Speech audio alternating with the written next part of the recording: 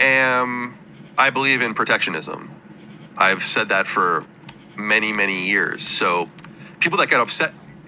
I mean, you would know this, Chris. I mean, well, maybe you wouldn't actually know this before Trump because we didn't know each other before the first Trump administration. But long before any of that was being discussed, I was talking about how I didn't believe in free trade, like for many years. So people that get mad at me now, it's like, dude, I've been saying this consistently like my entire career, that like one of the things that I believe is that we need to do something about our industrial economy because it's fucked.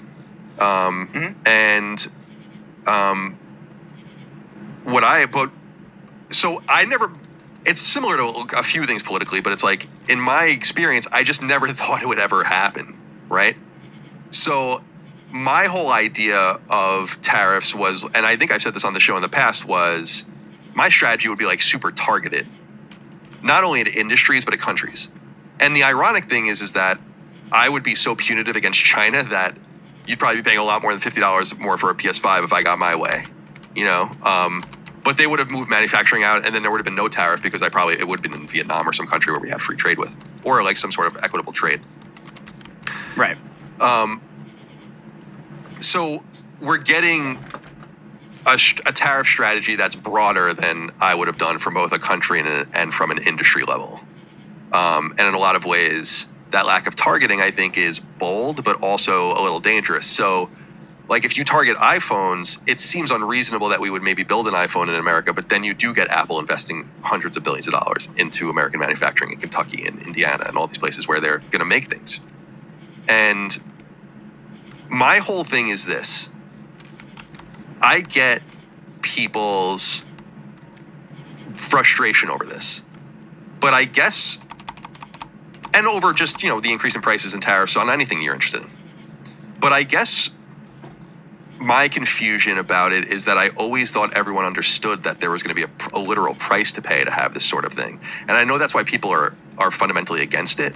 But for me, I feel like people seem to be against anything that might bring them short-term pain for long-term benefit. And like, it's the reason why we are in all of these fucked up situations, whether it's with Social Security and Medicare, whether it's with our military industrial complex and the insane, unnecessary amount of money we spend on these things, whether it's with like immigration policy, which got completely out of control and all these things, just people constantly kicking the can down the road. And for me, I really worry about people that were not born into the incredible level of privilege that I was. And not only was I born into a level of privilege, but I had a lot of lucky breaks in my life. And there are people that just are at that crossroad at every turn that I made the right turn or got brought on the right turn, get turned on a different route. And they're not able to do a fake fucking job like this. And that's what it really comes down to. The thing that radicalized me economically, because I never believed in free trade, but I was much more of like, never Medicare for all, never any of these things, where like now I'm like, well, I believe in a certain level of quality of life for people. Especially your country. I just don't. The better my life has gotten, the more bad I've felt that like there are so many people that could have done this better, done this just as well, made a name for themselves if only they were given any sort of opportunity, and they have fucking no opportunities.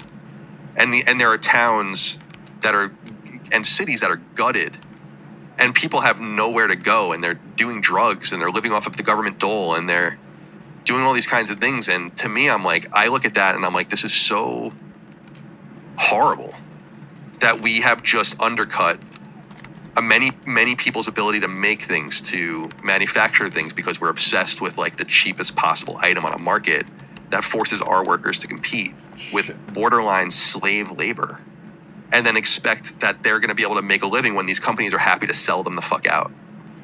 And anything that bends the arc or tries to bend the arc back in any way, I'm down to try, because it's better than the status quo, in my opinion. And then if it doesn't work and it blows up, and I agree with you, Chris, like, else. I just think the lack of consistency is what's really annoying. Like, if you have conviction, just do it.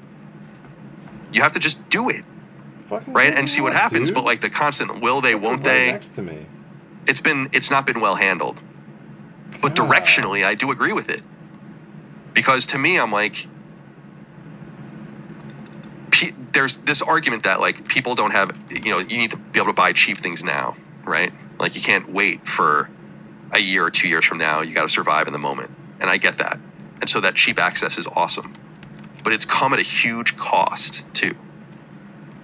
And I just would rather have people have jobs and work and make things. And I hate this idea that anything. I had this conversation on one of Jaffe's shows with one of his listeners where they were like, we shouldn't be even making this shit and wasting our time with this. And I'm like, why have we made it so that like there are jobs that are too good for us, or we're too good for these jobs? So I just want to bend the arc of the economy back towards people that work here. And I've tried to live my life like that too. That's why when people get mad at me now, I'm like, dude, I've been saying this shit for years. We use all American made merch. We print that. This is like at great expense to us compared to me fucking doing this overseas. Are you crazy? I want to make sure we're employing Americans because that's what matters to me, is employing people in the United States. So So I hope that makes sense. I understand people's consternation. I understand it's an unpopular opinion, but I want it for people. I want them to have security and a life. Yeah. Well, I mean, I want to be clear too. Is like the concept of a tariff is like that's not real.